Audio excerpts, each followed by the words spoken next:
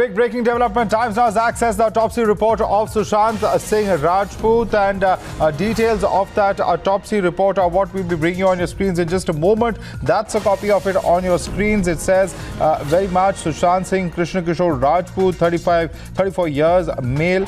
And of course, let's go across to Kajal, who's joining us for more on that. Kajal, take us through the details of this autopsy report. This is very crucial, a bit of forensic information that the Bihar police is currently seeking. It says asphyxia due to hanging, unnatural, however, viscera preserved for chemical analysis. Kajal. The viscera report has also been, now has been handed over a few days back, and that also said no foul play. That seems to be the line that the Mumbai police has taken. Asphyxia is, of course, suffocation, which is usually asphyxia due to hanging, which is specifically written, and unnatural, of course, because it's a suicide.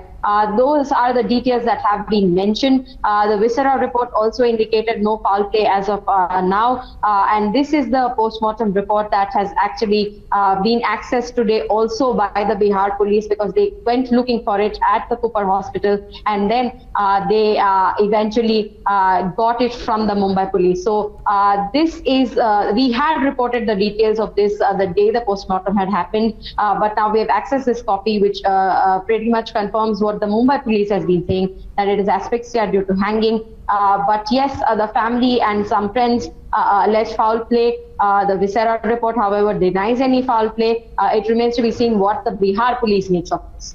All right, very significant over here, Kajal, because the larger question then is that why is the Bihar police coming out to say that such crucial bits of forensic evidence have not been handed out to them if they have already come out in the public domain? These are some of the things that they did try to hand over, but there is some jurisdictional, fight that is going on. I wouldn't call it a fight, perhaps a disagreement that is going on. The Bihar police has, we believe, has now written to the Bandra police, and they have actually asked for all documents in a written format. The Mumbai police had said that given the fact that this is our jurisdiction, there is nothing that gives Bihar police any jurisdiction here to investigate this particular death, and that is why they wanted something in writing. This was communicated to the Bihar police around 2 days ago, and today at the Bandra police station, the Bihar police has actually given it in writing that they need all documents of the case. Now it remains to be seen what the Mumbai police does. How do they respond to it? We are being told that the Mumbai police is seeking legal opinion on how to respond to this. All right, let me also take this across to Siddhant, who's with us. Siddhant, this has become a very important bone of contention, a formal representation that has been given from the Bihar police to the Mumbai police. When will this handover of these forensic reports take place according to your sources?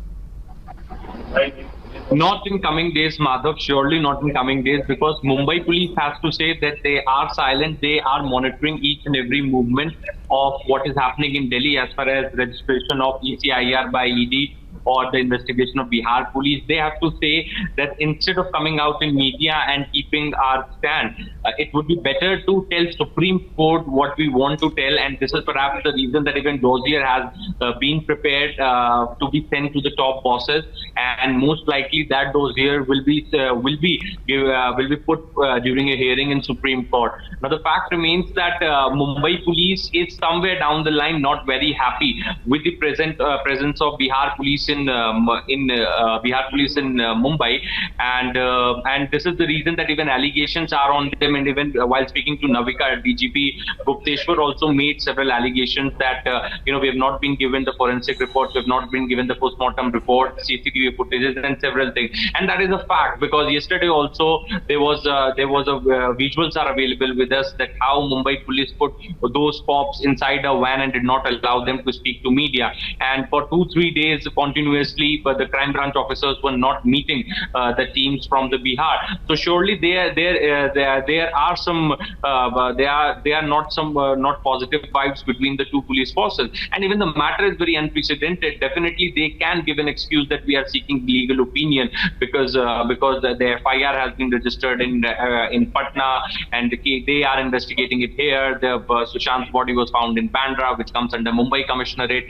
So you know, there are a lot of issues. But yes, Mumbai police is currently waiting for the Supreme Court hearings. They're going to put their stand officially in Supreme Court first. Second, the entire investigation has been kept on hold. Only paperwork is being done. No more summons are being issued. No more questioning is taking place in the case. So let's see that how things take place next week. But for now, Bihar police has questioned Rumi Jafri in the case, and Bihar police teams are currently here. And if needed, Mr. Gupteshwar has also confirmed to us, if needed, they are going to send a senior IPS officer for a liaison purpose with Mumbai police. Back to the studios, Madhav. All right, that's very, very significant information coming in there, Siddhant. Let's also take this question right back to Kajal. Kajal, the big question that all eyes now on what happens in the Apex Court on the 5th, because clearly the Apex Court's ruling will have a direct bearing on what really happens as far as the Bihar police's investigation into this concern. Do they have jurisdictional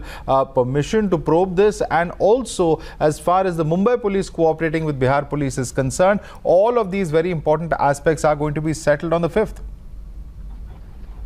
Yes, that is a very crucial day because all of the parties involved have actually filed caveats after we have filed that petition. The Maharashtra government, the Bihar government, Sushant Singh's family, all of them have actually filed caveats in this particular case. So it does seem that, it will perhaps once and for all settle the matter, because we do see a little bit of a push and pull from the Bihar and Maharashtra police with respect to who should be handling this case. If you look at it legally, Mumbai police might argue that since the place of incidence is Mumbai, they have jurisdictional superiority over the entire issue. But Bihar says that we have an FIR, you only have an ADR. And that is why